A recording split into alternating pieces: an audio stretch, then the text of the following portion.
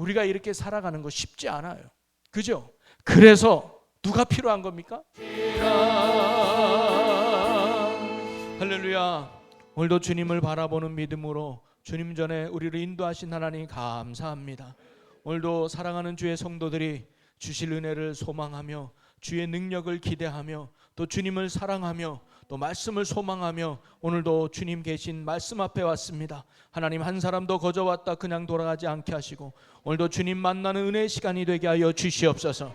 찬양을 통해 주님의 임재를 경험하고 말씀을 통해 역사하시는 하나님을 경험하고 기도를 통해 오늘도 일하시는 하나님을 만나고 경험하는 은혜와 축복의 시간이 되게 하여 주시옵소서. 혈류증하는 여인의 심정으로 주님 앞에 나왔습니다. 바디메오 심정으로 주님 앞에 나왔고 삭개의 마음으로 주님 앞에 왔습니다. 오늘도 주님을 잃어버리지 않고 꼭 붙들고 만나는 생명의 귀한 시간 되게 하여 주시옵소서. 오늘도 말씀을 들고 섰습니다. 부족한 종이지만 말씀을 나눌 때 그 말씀이 힘이 되게 하시고 능력이 되게 하시고 은혜가 되게 하여 주시고 전하는 자나 듣는 자나 다 사모함으로 마음으로 주님 듣는 믿음의 시간 되게 주옵소서. 믿음은 들음에서 난다는 말씀처럼 오늘 말씀을 들을 때 우리의 믿음이 더 견고하게 해주시고 우리의 신앙이 한 걸음 더 주님 앞에 나아가게 하시고 하나님의 능력으로 덧입혀지는 성령과 축복의 시간이 되게 하여 주시옵소서. 우리 밤에도 함께 하시고 이끄시고 인도하신 하나님께 감사하며 오늘도 살아계시며 우리와 함께 하시는 우리 주 예수 그리스도의 이름으로 기도합나이다. 아멘. 할렐루야. 오늘도 피곤한 저녁 시간이지만 그래도 하나님의 은혜를 사모하고 또 기도의 능력을 붙들고 오늘도 말씀 앞에 나온 여러분 한 분 한 분에게 오늘도 살아계신 하나님의 큰 은혜와 평강이 오늘 이 밤에도 충만하시기를 주님의 이름으로 간절히 축원합니다. 옆에 분과 인사 나누겠습니다. 이 밤에도 잘 나오셨습니다. 사랑하고 축복합니다. 네, 여러분 혹시 지난 주일날 설교 제목이 뭔지 아시죠? 예. 요거 안 보고 얘기했으면 대단하다는데 눈길 이렇게 주고 얘기하셔서 세상 나라에서 하나님 나라로 살아가기라는 제목인데요. 여러분 가끔 TV에 외국인들이 우리나라에 와서 생활하는 모습들을 예능으로 보여주는 프로그램이 종종 있어요. 어서와 한국은 처음이지 해가지고 외국 사람들이 한국에 와서 뭐 문화라든가 뭐 음식이라든가 이런 걸 경험하면서 이렇게 재미난 에피소드 이야기인데요. 어디 조사한 거 보니까 외국 사람들이 한국에 와서 놀라는 거 5가지가 있답니다. 그게 뭐냐면 뭐 순위를 매기는 것보다는 5가지인데 첫째가 대중교통의 편리함과 깨끗함을 보고 놀란답니다. 여러분 우리나라가요 대중교통만 이용해도 전국 어디든 갈 수 있는 거예요. 그게 굉장히 외국 사람한테는 신기하고 되게 편리하게 보여요. 그리고 지하철 얼마나 깨끗합니까? 여러분 미국 가보신 분 계십니까? LA 지하철 가보신 분 계십니까? 저는 안 가봤어요. 근데 말하는 사람을 보면 거기는 참 낙서도 많고 거의 무법도시로 굉장히 음침한 지하철이 많다고 합니다. 그런데 우리나라는 너무 깨끗한 거예요. 그리고 너무 편리해. 그래서 대중교통에 많이들 놀란다고 합니다. 또 하나가 뭐냐면 잘 알고 있는 빠른 인터넷, 특별히 와이파이. 내가 돈 주고 사는 거 말고 공공장소의 와이파이가 너무 빠른 거예요. 공짜가 이렇게 빨라도 되냐? 외국 사람들이 엄청나게 놀라. 버스 안에도 와이파이, 지하철에도 와이파이. 어디 가나 공공장소에 와이파이가 있는 거 아주 굉장히 외국 사람한테는 놀라운 거예요. 또 뭘 것 같습니까? 여러분 한번 생각해 보세요. 외국 사람들이 한국 오면 놀랄 거, 특이한 거. 너무 겸손한 제일교회 성도들이라 알지만 대답하지 않는. 왜? 괜히 잘난 척한다고 이렇게 할까봐. 그래서 제가 3번째, 배달 음식 속도에 놀란다고 합니다. 다양한 배달 음식 있는 것도 굉장히 놀라는. 새벽에도 밤에도 연락만 하면 30분 안에 그냥 탁탁탁 오는 이 빠른 배달 문화에 엄청 놀란다고 합니다. 그래서요 308이라는 농담이 308이 30분 안에 빨리 온다 그래서 308이. 그러니까 30분 안에 모든 게 오는 거예요. 그 외국은 땅도 넓으니까 가게 가려면 한참 가야 되는데 우리나라는 30분 안에 모든 메뉴가 온다는 거 굉장히 놀라운 특이한 점. 그 다음에 4번째가 뭐냐니까 24시간 열려 있는 가게들이 많다. 24시간. 아유 사람 쉬지도 안 나고. 그러면서 아주 열심히 일하는 24시간 열려있는 가게들이 많다는 거에 외국 사람들이 놀란다고 합니다. 그리고 마지막 5번째가 뭐냐면 독특한 식문화, 음식 문화에 많이 놀래요. 그 중에 하나가 반찬이 너무 많다는, 식당 가면 반찬이 다양하게 나오고요. 그 다음에 숟가락과 젓가락 도구를 같이 사용하는, 물론 외국도 포크와 나이프가 있지만 우리나라 사람은요 그걸 한 손에 쥐고 하는 거야. 한 손에 쥐고. 이게 놀라운 거예요. 그냥 숟가락 먹고 젓가락이 아니라 숟가락 먹고 젓가락 같이 들면서, 젓가락을 손에 잡고 숟가락 많이 그렇게 하죠. 거기 엄청 놀라는 거예요. 그래서 한국 사람이 손재주가 좋구나 이렇게. 그런 민족이 없어요. 여러분 중국도 뭐 이렇게 숟가락 문화고, 일본은 젓가락 문화, 우리는 그 두 개를 같이 이렇게 들고, 그런 문화에 엄청 놀라고, 뜨거운 국물 요리를 선호하는 것에도 굉장히 놀란다. 그러니까 외국 사람들이 국밥 같은 거 먹으면 놀란대. 그 뜨거운 걸 한국 사람이 어떻게 이렇게 잘 먹냐고. 그게 외국 사람이 놀라는 거예요. 그 외에 몇 가지 또 놀라우는 장면이 있는데 그 중에 하나가 거리마다 보이는 수많은 십자가. 이거에 놀란다고 해요. 한국 가서 밤거리 보니까 십자가는, 외국은요 십자가 구경 거의 못합니다. 마을에 하나 둘 개 있을까 정도지, 우리나라는요 건물마다 십자가. 아, 우리나라가 잘 산 이유가 여기 있는 거예요. 그래서 또 일요일만 되면 교회 가는 사람들이 많아서 쉬는 문화. 여러분 요즘도요 주일날 문 닫는 가게가 의외로 많아요. 그런데 이 사람이 교회 다녀서 문 닫는 게 아니라 그냥 쉬는 집도 많아요. 저는 그게 기도 응답이라고 생각해요. 저도요 중고등부 다닐 때 우리가 합심하며 기도했던 거 한 가지가 뭐냐면, 이 나라가 주일날 문 닫는 나라 되게 달라고 기도한 적이 있어요. 왜? 왜냐하면 일한다고 교회를 못 나와. 또 일 나간다고 교회를 못 나와. 아, 주일날 문을 닫아야 사람들이 교회 오는구나. 그게요 응답돼요. 또 과거에 기도했던 내용이 뭐냐면, 하나님이 이 나라가 담배와 술이 끊어지게 해달라고 기도한 적이 있어요. 근데 보세요, 담배 거의 안 피잖아요. 담배 피는 사람이 이상한 사람이 돼버렸어. 그리고 술도 많이 안 먹어요. 회식 문화가 많이 사라졌잖아요. 먹고 싶고, 그리고 지금 회식하면요 옛날에는 꼭 술을 먹어야 돼. 지금은 술 안 먹는데 그러면 사이다 줘. 이게 자연스러운 세상이 되어버렸어요. 아, 저는 그게 하나님의 은혜로 이 나라가 그렇게 거룩해져 가고 있다고 저는 믿습니다. 그러니까 오늘 나라를 위해 기도하는 것도 허투루하진 게 아니에요. 언젠간 하나님의 역사가 이 땅 가운데 일어나게 될 줄로 믿습니다. 주일날 문 닫는 것도 그래요. 그런데 이 사람이 교회 다니는 사람이냐 안 다니는 사람은 알아볼 수 있는데, 일요일은 쉽니다 그런 사람은 교회 안 나가는 사람이고, 주일은 쉽니다 그러면 교회 나갈 사람이 확률이 많아요. 참고하시라고요. 예. 그 다음에 또 하나가 뭐냐면 찜질방, 힐링의 나라라고 이야기해요. 외국 사람의 이 찜질방이요 굉장히 아주 획기적인, 몸에 풀을 빌고 그 다음에 이게 따뜻한 데 있고 그 다음에 가성비가 최고래. 그렇게 몸을 풀고 온천을 해도 10,000원, 15,000원이면 다 하니까 그게 너무 외국 사람에게는 신기한 문화고 독특한 문화였다는 거예요. 제가 왜 이야기하냐면, 외국 사람들은 언어도 다르고 자기가 살아왔던 삶의 문화도 다르기 때문에 한국에 적응하기가 그리 쉽지는 않을 겁니다. 그래서 어려운 것 중에 하나가 언어라래요. 그리고 방금 이 문화가 어떤 사람에게는 굉장히 좋은 문화지만 누구에게는 적응하기에 쉽지 않은 문화일 수도 있어요. 하지만 어떻게 해요? 그 땅에 살아가려면 그 문화를 잘 익히고 거기에 맞게 살아가야 하는 거 아니겠습니까? 자, 그러면서 제가 지난주에 얘기했듯이 오늘 저와 여러분은, 즉 구원받은 성도는 어디에 살아가는 사람이냐? 하나님 나라가 우리가 영원히 살아가야 될 본 고향, 땅인 줄로 믿으시기 바랍니다. 우리가 살아가야 될 본 고향은 하나님의 나라라는 거예요. 그래서 바울도 이렇게 고백했어요. 빌립보서 3장 20절에 그러나 우리의 시민권은 하늘에 있는지라 거기로부터 구원하는 자 곧 주 예수 그리스도를 기다리노니. 우리의 살아가야 될 삶의 소망은 하나님의 나라에 있는 줄로 믿습니다. 그게 본향이에요. 그리고 우리는 하나님의 나라가 우리가 영원히 살아가야 될 나라지만 지금 우리는 어디에 살고 있다고요? 세상 나라에 살고 있다는 거예요. 이 땅에 살고 있어요. 그래서 성경은 세상 나라에서 살고 있는 우리를 나그네라는 표현을 써요. 잠시 왔다 가는 곳이 이 세상 사람이다. 그래서 야곱이 바로를 만났을 때 내 나이가 어떻게 되냐 물어봤을 때 야곱이 이렇게 대답을 하죠. 창세기 17장 9절 말씀 함께 읽어보겠습니다. 시작.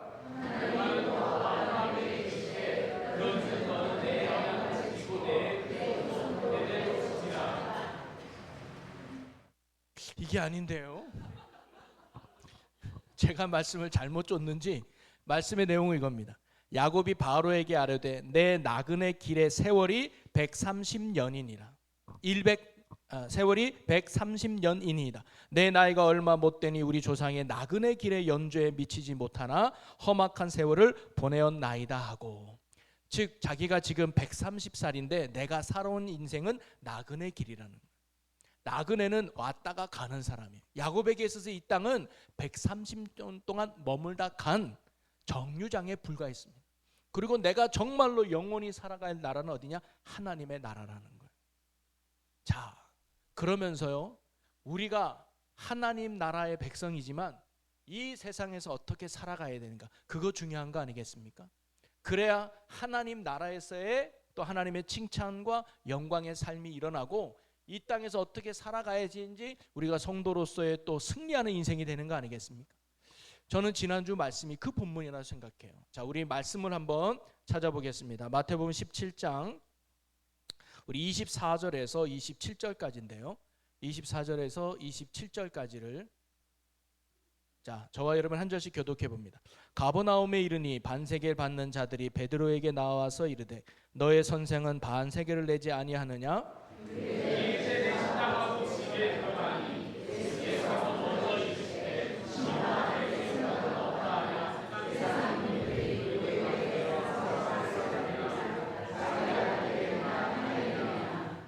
베드로가 이르되 타인에게니이다. 예수께서 이르시되 그렇다면 아들들은 세를 멸하리라.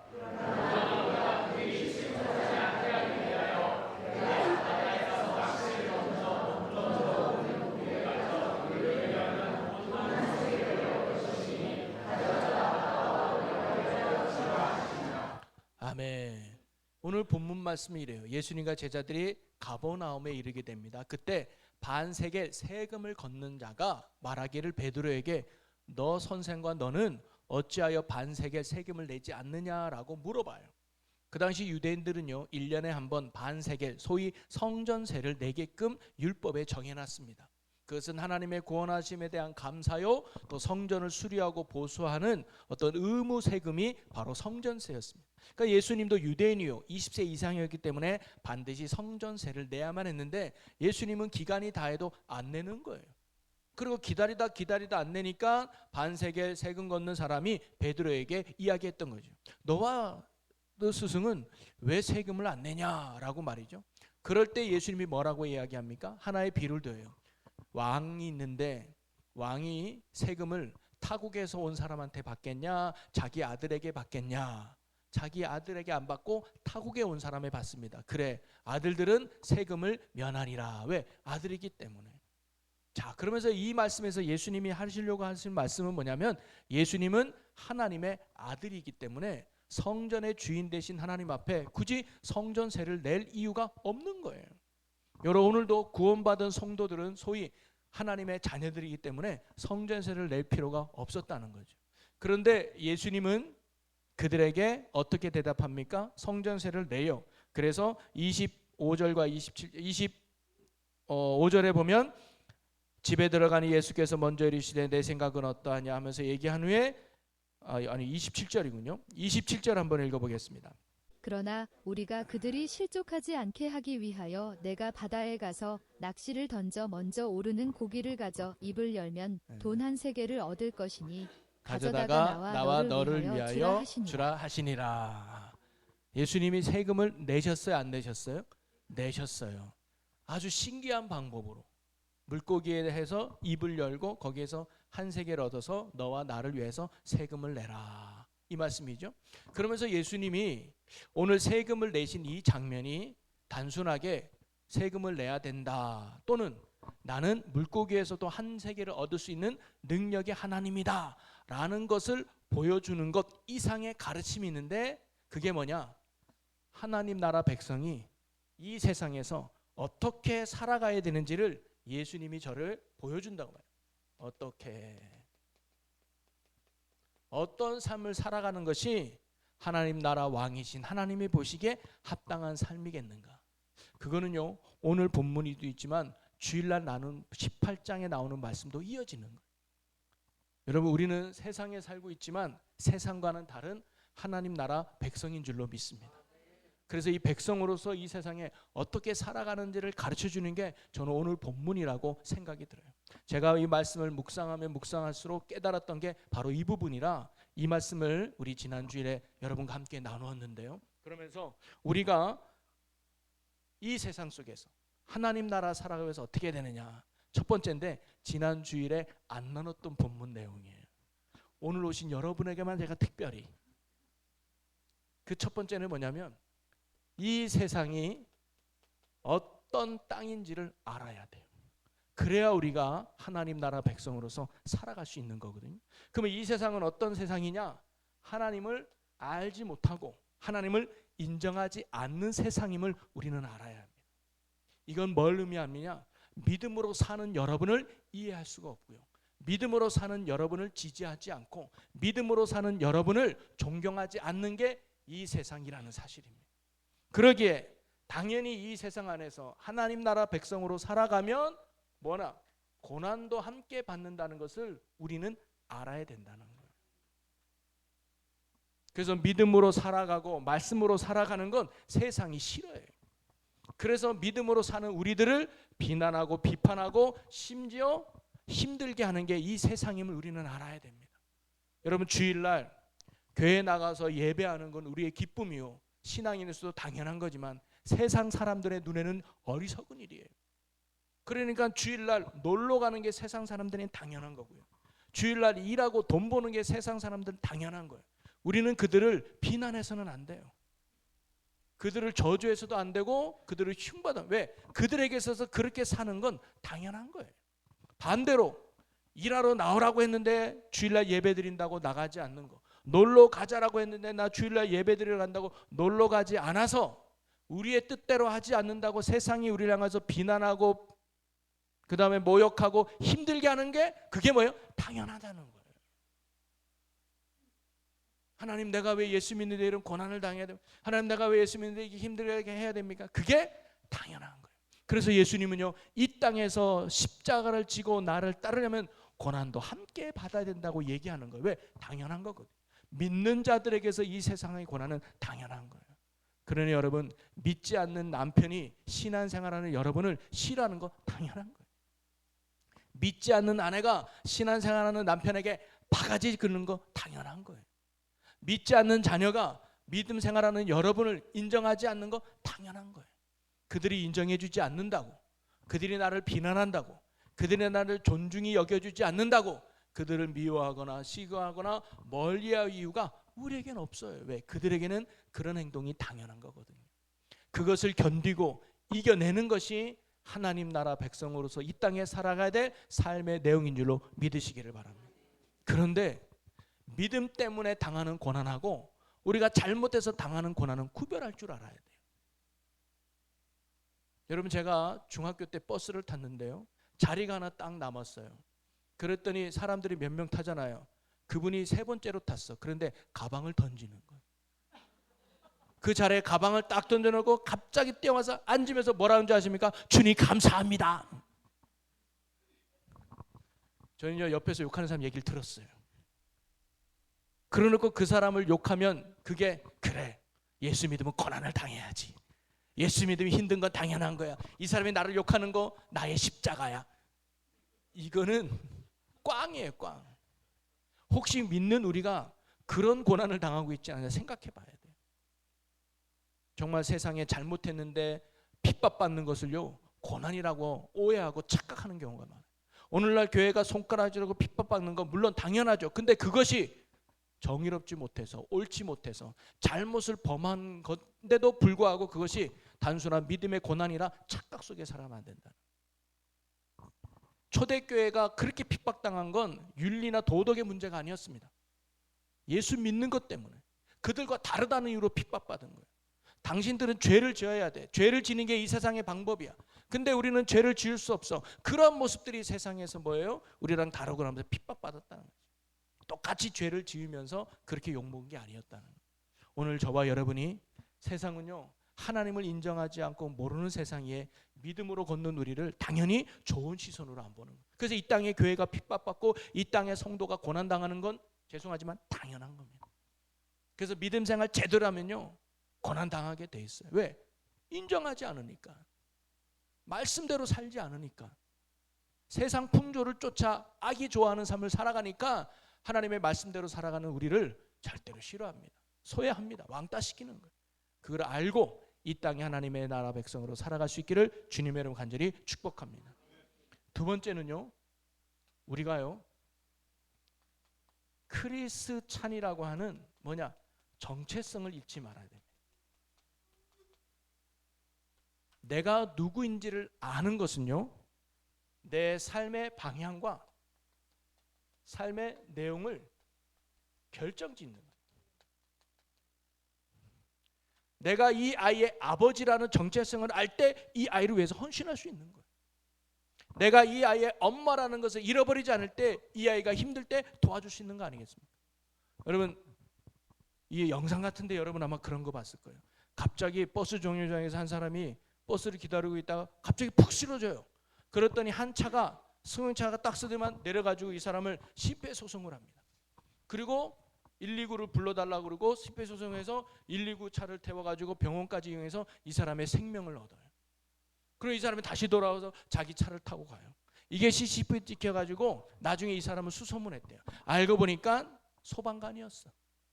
소방관이 비번 쉬는 날 차 타고 가다가 이 사람을 구해낸 거예요. 그래서 인터뷰 때문에 어떻게 이랬습니까? 이 사람 한마디예요. 제가 소방관인데 어떻게 그냥 지나갑니까? 이게 뭐예요? 내가 누군지에 대한 전체성이 그 사람은 분명해. 경찰이면 어려운 사람 도와줘야 돼. 경찰이면 나쁜 사람 그냥 두면 안 돼. 내가 누군가는 굉장히 중요한 겁니다. 그래서 제가 엘리자베스 2세 이야기를 했잖아요. 그 여왕이요 20몇 살의 여왕이 돼서 70세까지 92세까지 70년간 왕위를 있으면서 가장 안정적으로 이끌었던 왕이에요. 많은 국민들에게 칭찬받았어요. 소위 말하는 혼날만 건덕지가 없었어요. 저는 그 이유가 그 엘리자베스 2세가 어렸을 때 아버지가 늘 이야기했다잖아요. 얘야, 내가 누군지를 결코 잊지 말아라. 이 말은 뭐냐면 너는 이 나라 공주야. 그러게 네가 이 나라 여왕이 될 수도 있어. 그러니 네가 말도 조심해야 되고 행동도 조심해야 돼. 네 말과 행동이 이 나라를 대표할 수 있어. 그러한 정체성이 그로 하여금 그러한 삶과 그러한 모습으로 살아가게끔 했던 거 아니겠습니까? 여러분, 오늘도 우리가 이 땅에서 하나님 나라의 백성으로서 하나님이 기뻐하는 삶을 살아가기 위해서 잊지 말아야 되는 것은 뭐냐면 내가 크리스찬이다. 내가 예수 믿는 사람이다. 그리고 내가 하나님의 자녀다라는 사실을 잊지 말아야 되는 거예요. 사실 우리가 죄 짓고 넘어지는 이유는요 순간순간 이걸 잊어버려서 그래요. 만약에 제가요 교회에 이게 성찬식 할 때 가운을 입잖아요. 제가 그 가운을 입고 돌아다닌다고 쳐봅시다. 그 가운을 입고 제가 욕할 수 있을까요? 그 가운을 입고 제가 도둑질할 수 있을까요? 그 가운을 입고 제가 소위 무단횡단을 할 수 있을까요? 아유, 사람들이 보는 게 내가 그래도 가운이 있는 목사인데. 이게 그리스도의 옷을 입은 우리의 정체성이라는 거예요. 어디 가든 그걸 잊지 말아야 된다는 거예요. 그가 보든 안 하든 하나님이 나를 보고 있다는 사실을 결코 잊지 마시고 나의 정체성을 가지고 살아가시길 바랍니다. 때로는 그것이요 죄를 이기는 힘이 되고요, 때로는 그것이요 은혜 받는 비결이 되기도 합니다. 여러분, 다윗, 소위 성경 안에서 믿음의 승리자로 살았던 그들의 핵심은 뭐냐면 정체성, 즉 나는 하나님의 자녀다, 하나님이 나의 아버지다. 그래서요 다윗이 가졌던 정체성은 뭐냐면 하나님은 나의 목자, 나는 그분의 기르는 양. 이게 그의 정체성이었습니다.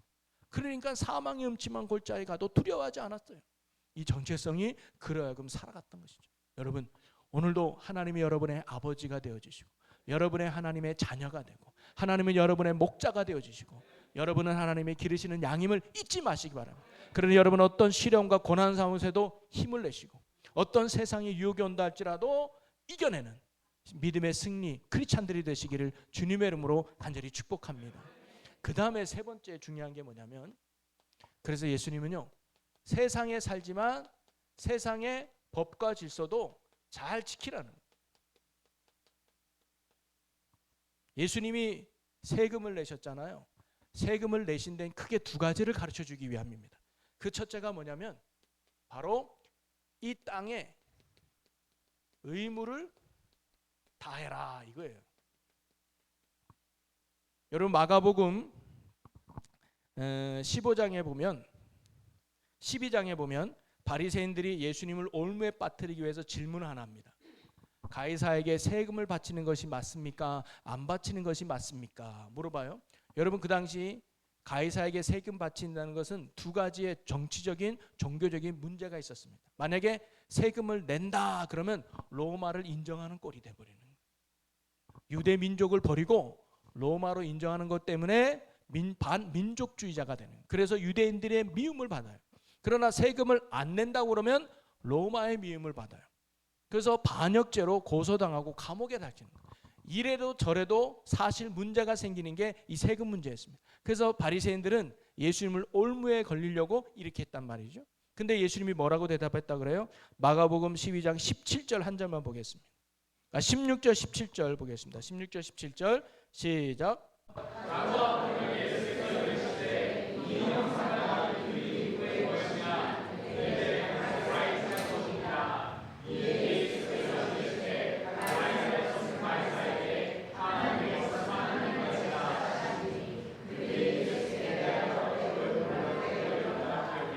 아멘. 예수님의 대답은 얘들아 가이사의 것은 가이사에게 하나님의 것은 하나님께 드려라 라고 말한 거예요. 이 지혜로운 대답에 사람들은 놀랐다고 해요.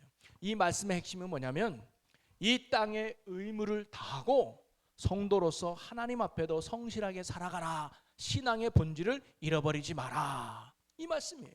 그래서 우리가 이 땅에 살아갈 때요 세상의 법과 질서도 잘 지켜야 될 줄로 믿습니다. 그래서 우리나라는 4대 의무가 있잖아요. 우리 국민의 4대 의무 뭐죠? 첫째가 국방의 의무, 두 번째가 납세의 의무, 세 번째가 교육의 의무, 네 번째가 근로의 의무예요. 이 교육의 의무는 내가 배운 거지만 우리 자녀들에게 나라에서 가르칠 수 있는 교육을 받도록 의무적으로 만든. 내 자녀라고 안 가르치면 안 된다는 거죠. 납세의 의무는 단순히 뭔가 수익이 있으면 반드시 그에 대한 세금을 내야 된다는 거예요. 근로는 나라가 필요로 할 때 근로자로서의 의무를 근로를 감당해냄을 이야기하는 거예요. 여러분 오늘날 우리가 이 세상의 법과 질서를 잘 지키는 게 하나님이 이 땅에서 우리가 살아가야 될 아주 중요한 삶의 내용임을 가르쳐 주는 거예요. 우리는 하나님의 나라니까 이 세상에 법도 안 지켜도 되고 질서를 안 지켜도 되고 의무도 안 해도 돼. 왜? 우리는 하나님의 나라에 살아갈 거야. 그런 사람들이 종말주의자들이에요. 이 땅에 다 포기하고 그냥 하나님 나라만 있으면 되지. 근데 예수님은 절대로 성경 우리에게 그렇게 가르쳐 주질 않아요. 여러분 휴거 성경에 나오잖아요. 두 사람이 밭을 갈다가 한 사람은 데려감을 당하고 한 사람은 버려둠을 당한. 이 말은 뭐냐면 내일 예수님이 재림해도 내가 할 의무를 감당하라는 거예요. 그게 성도가 이 땅에 살아가는 바른 자세입니다. 내일 예수님이 재림한다 그래도 내가 오늘 회사 출근해서 내게 맡겨진 일 열심히 감당해야 돼. 이 땅의 의무는 뭐냐면 여러분이 지금 이 땅에서 맡은 일들을 잘 감당하라는 거예요. 죄를 지으라는 말이 아닌 이상 우리에게 맡겨진 일들을 잘 감당하는 성실함으로 우리 성도들은 살아가요. 그게 이 땅의 빛과 소금이 되는 아주 중요한 삶의 자세입니다. 그래서 저는 크리스찬들이요 이 세상에서 야 정말 일꾼을 설려면 예수 믿는 사람 써야 돼. 우리 애가 교회가 아니 우리 회사가 잘 되려면 교회 다니는 사람 써야 돼. 예수 믿는 사람 써야 돼.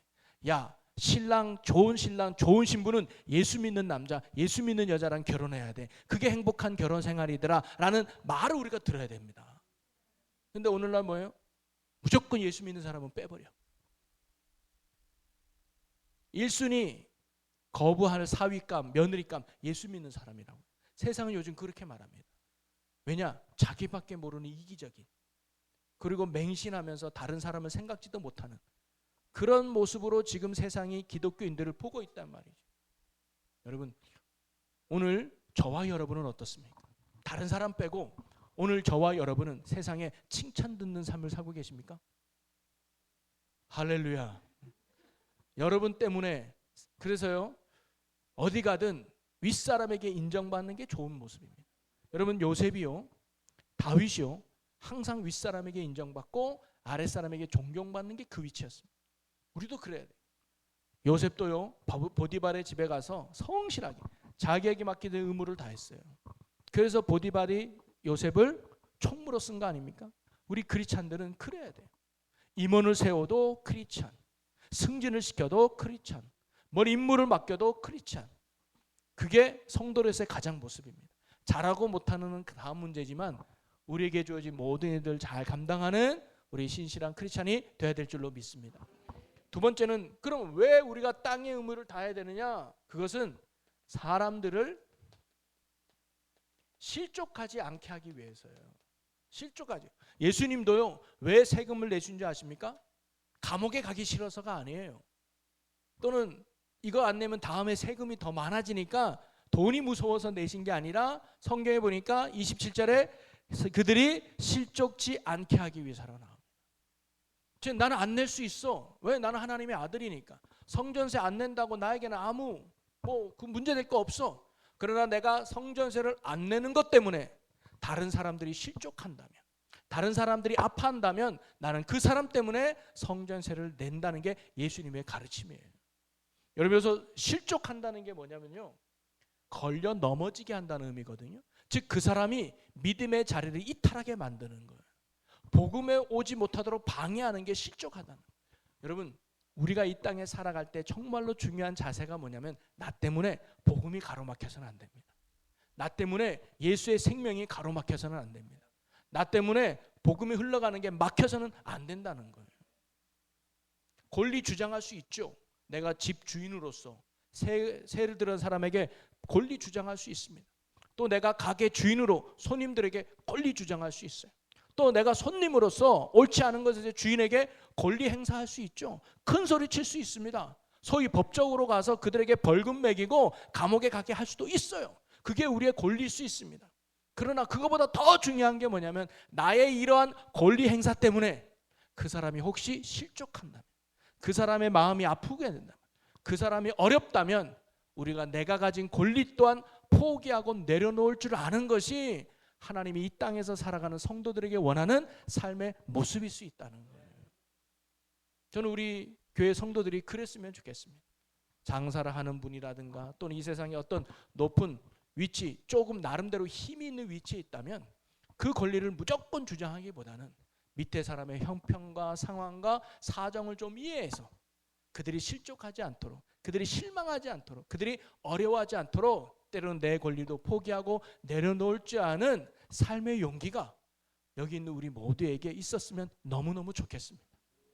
그럴 때 그 사람이요, 우리의 모습에 감동이 되는 거거든요.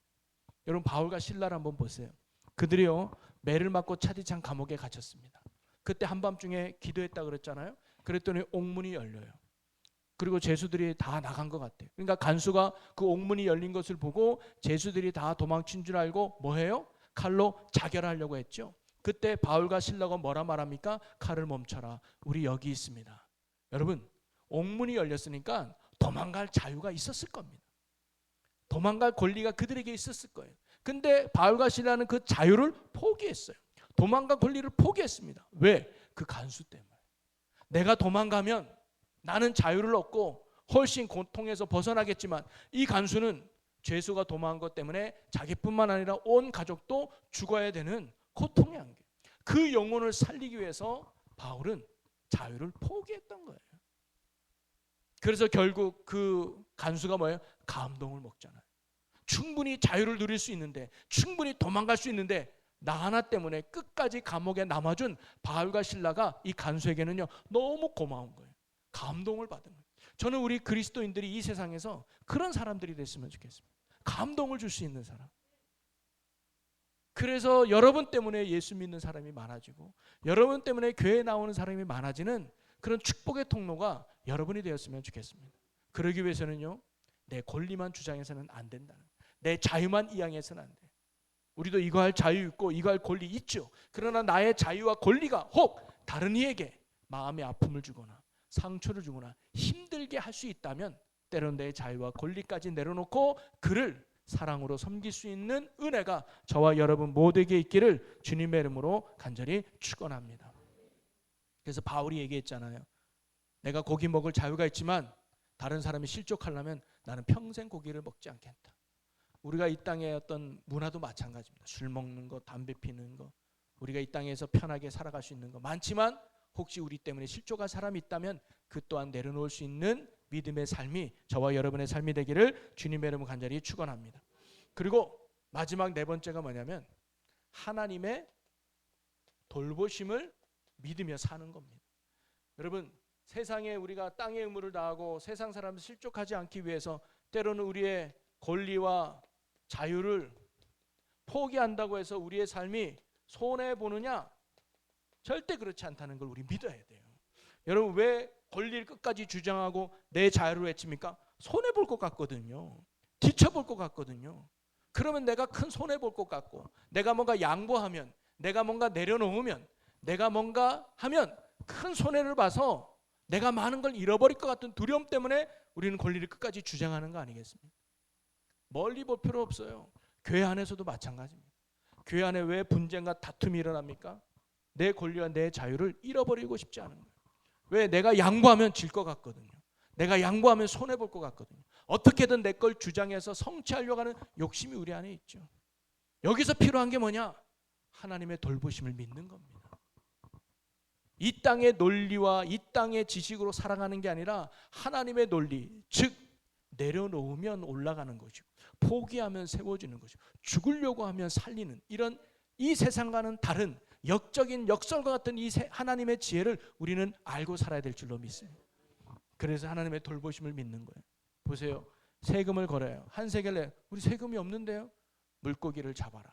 그 안에 입을 열면 한 세겔이 있을 것이다. 너와 나를 위해서 세금을 내라. 이거는 뭐냐면 걱정하지 마 베드로야. 네가 이 땅에서 의무를 다하고 네가 이 땅에서 사람을 실족하지 않게 살아간다면 하나님이 너를 손해나게 하지 않을 거야. 너를 어렵게 하지 않을 거야. 하나님은 그러한 기적과 능력과 힘이 있는 분이야. 너는 그분을 믿고 이렇게 살아가라고 예수님이 가르쳐주는 말씀이에요. 여러분, 우리도 하나님의 돌보심을 믿고 세상의 의무를 다하되 사람들을 실족하지 않기 위해서 때로는 그것이 손해보는 것 같아도 하나님의 돌보심을 믿고 믿음의 자리, 섬김의 자리를 끝까지 지켜나가는 저와 여러분 모두가 될 수 있기를 주님의 이름으로 간절히 축원합니다. 자, 그런데 우리가 이렇게 살아가는 거 쉽지 않아요. 그죠? 그래서 누가 필요한 겁니까? 성령님이 필요한 거예요. 그래서 예수님은 우리에게 또 다른 보혜사 성령님을 우리에게 보내주시는 거예요.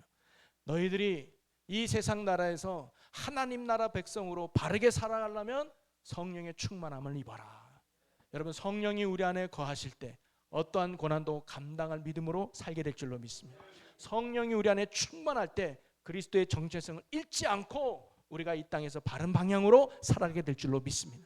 우리가 성령이 충만할 때 우리에게 주어진 의무를 다하는 성실함과 더불어서 사람들을 긍휼히 여기며 그들을 실족하지 않도록 때로는 권리와 자유를 내려놓을 수 있는 용기 있는 삶이 우리 안에 일어나게 될 줄로 믿습니다.